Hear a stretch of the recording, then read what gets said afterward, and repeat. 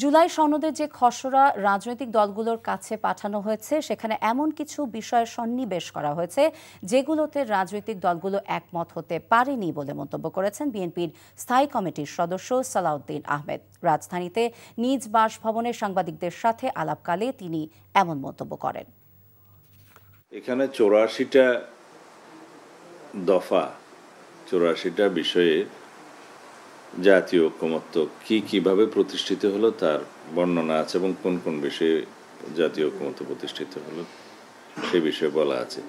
এই বিষয়ে আমি বিস্তারিত বলতে চাই না, কারণ এই 84টা দফার মধ্যে কম বেশি সব দফাতে আলোচনা হয়েছে। কিছু কিছু বিষয়ে আলোচনা হয়নি, অথচ এই দলিল অন্তর্ভুক্ত করা হয়েছে। সেগুলো আমরা ফাইন্ড আউট করব, চিহ্নিত করে আমাদের মতামত দেব।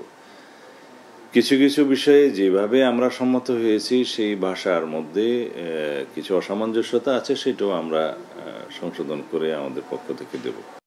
বান্ডেল থাকলে প্রতি সেনমানিতে টাকা বাঁচবে। বিকাশ সেনমানি বান্ডেল কিনে জিতুন প্রতি লেনদেনে।